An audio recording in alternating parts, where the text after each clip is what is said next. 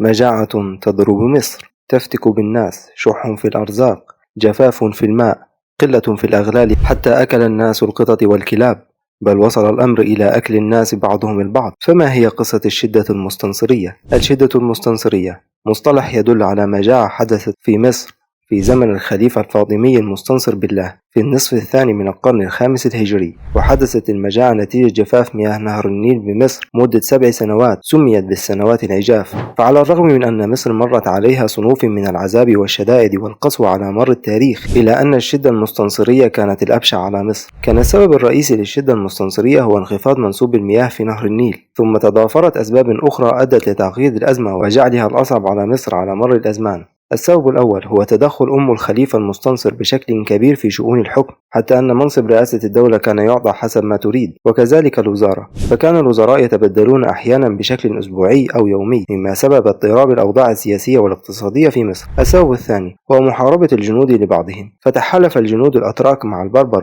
وطردوا الجنود السودانيين من القاهرة إلى الصعيد، وفي الصعيد نشروا الفساد وأفسدوا نظام الري مما زاد من القحط.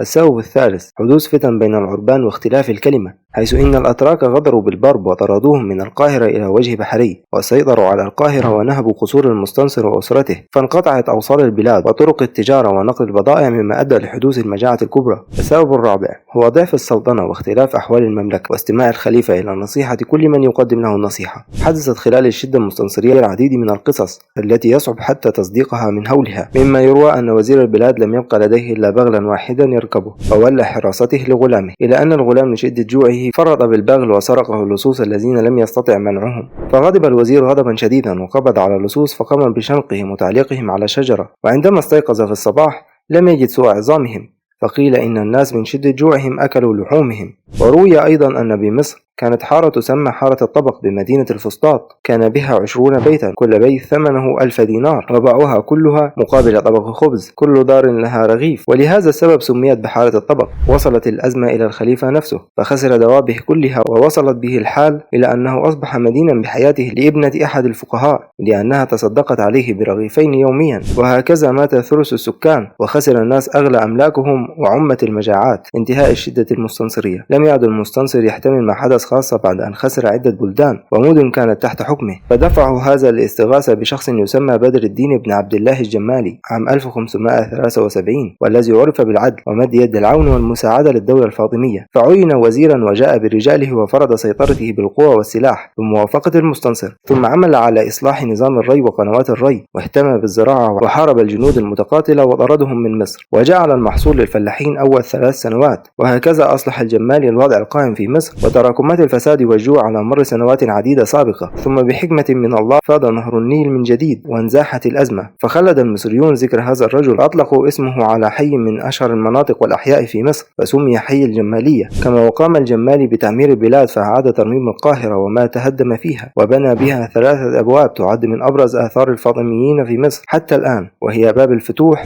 باب النصر، باب زويلة. وهكذا عاد زمام الأمور إلى سابق عهدها بيد الجمالي. إن العدل أساس الملك، ما إن غاب العدل واجتاح الفساد البلاد هدم الملك وفنى السلطان وانتشر الجوع، وبالعدل وليس غيره انتهت 7 عجاف أخرى في تاريخ مصر.